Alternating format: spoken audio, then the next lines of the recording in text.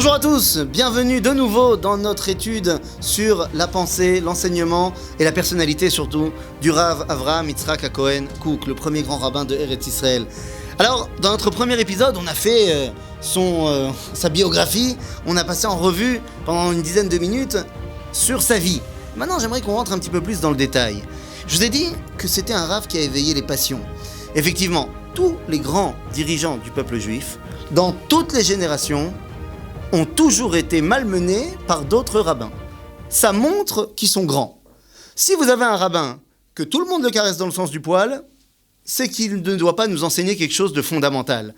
Mais si on nous enseigne quelque chose de fondamental, alors il y a forcément des gens qui « non, je suis pas d'accord ». C'est comme ça que ça s'est passé avec le Rambam, c'est comme ça que ça s'est passé avec le Ramchal, c'est comme ça que ça s'est passé avec tous les grands et les grands dans toutes les générations. Lorsque vous avez un rabbin qui est ballotté par d'autres rabbins, avec le respect dû à la Torah, alors c'est la preuve qu'il s'agit d'un grand et que son enseignement est important, parce qu'il nous fait bouger, sinon c'est pas drôle. Eh bien le Rav Kook, évidemment, était ce genre de rabbin-là. Mais on ne connaît pas encore son enseignement. Pour l'instant, on n'a pas encore étudié le contexte de son enseignement et qu'est-ce qu'il vient nous dire.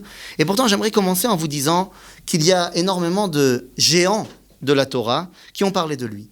Qui ont parlé de lui de son vivant et qui ont parlé de lui une fois qu'il était déjà parti. Mais ce qui m'intéresse, c'est les gens qui l'ont connu, les gens qui étaient les grands de la Torah à son époque. Qu'ont-ils dit de lui? Est-ce qu'ils étaient tous d'accord? Certains l'étaient, mais ça ne m'intéresse pas. Certains n'étaient pas d'accord avec lui. Mais est-ce que lorsqu'on n'est pas d'accord avec quelqu'un, ça veut dire qu'on le méprise? Est-ce que lorsqu'on n'est pas d'accord avec quelqu'un, ça veut dire qu'on ne lui reconnaît pas de la grandeur? Eh bien, ce serait bien mal connaître les géants de la Torah. Parmi tous ces géants, eh bien, je voudrais vous citer certains noms que vous connaissez très certainement et qui ont dit des phrases extraordinaires quant à ce personnage-là. On l'a dit la semaine dernière, eh bien, le Rav Kook a été invité au congrès annuel de la Agudat Israël, invité par exemple par le Chafetz Chaim. Et le Chafetz Chaim, donc il y a plein de gens qui vont parler dans ce congrès.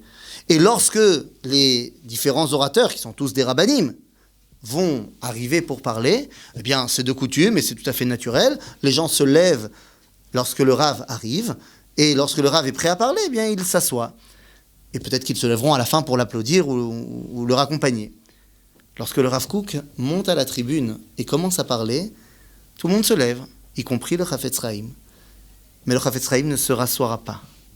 Durant toute la durée de son intervention, il restera debout. Il ne l'a fait pour aucune autre personne qui est venue parler. Et quand on lui a demandé à la fin du congrès, mais pourquoi? Pourquoi il a fait ça? Il a dit une phrase en yiddish. Alors je vais vous épargner la phrase en yiddish, je vais la dire directement en français. Il a dit, la Torah est debout, et vous voulez que moi je m'assoie? Voilà quel était son rapport par rapport au Rav Kook. Il y en a d'autres. Vous avez très certainement entendu parler de Reb Shlomo Zalman Auerbach. Rabbi Shlomo Zalman Auerbach était le grand rabbin de Jérusalem de la génération précédente. Il était dans sa jeunesse un élève du Rav Kook. Et lorsqu'il parle avec le Rav Neria, eh bien il se rappelle du Rav Kook. Il se rappelle de quel était son engouement lorsqu'il allait voir le Rav Kook. Et il dit tout simplement une phrase. Arav Sheli, c'est Rav Kook. Mon Rav, c'est le Rav Kook. Alors que si on regarde l'enseignement de l'un et de l'autre, ce n'est pas du tout le même. Quand on voit le chemin suivi par l'un et par l'autre, ce n'est pas le même non plus. Mais c'est mon Rav. Il y en a énormément des noms qu'on pourrait citer.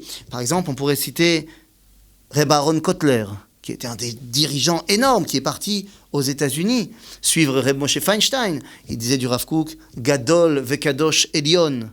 Quand on parle, par exemple, également du Reb Meir Shapira, Rabbi Meir Shapira de Lublin, fondateur du Daf Yomi.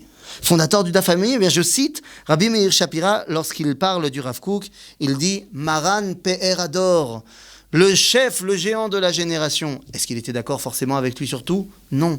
Mais tout le monde lui reconnaissait cela. Vous saviez d'ailleurs que le Chazon Ish, évidemment qui n'a pas entendu parler du Chazon Ish, le Chazon Ish, il n'y a qu'une personne en Eretz Israël, après il y en aura d'autres, il y en avait d'autres avant, mais lorsqu'il envoyait des lettres en Eretz Israël, il n'y a qu'une personne qu'il appelait Kvod Maran. Kvod Maran Shlita. Eh bien c'était lorsqu'il envoyait des lettres au Rav Kook. Et il n'était pas d'accord avec lui. Les amis, c'est une évidence. Tous les géants de la génération du Rav Kook et d'après ont reconnu sa grandeur. Même si c'était des fois pour dire « mais je ne suis pas d'accord avec son chemin ». Et c'est la preuve ici qu'on parle d'un grand personnage. Un grand personnage éveille forcément toutes les passions, comme je l'ai dit, mais encore une fois, ce n'est pas parce qu'on n'est pas d'accord qu'on ne voit pas la grandeur et l'importance de l'enseignement. Ce que nous allons faire durant nos prochaines vidéos, c'est justement de rentrer dans la profondeur de ces enseignements. Et qui sait, vous serez peut-être pas d'accord, ou alors vous serez peut-être d'accord. Mais dans tous les cas, on aura appris énormément.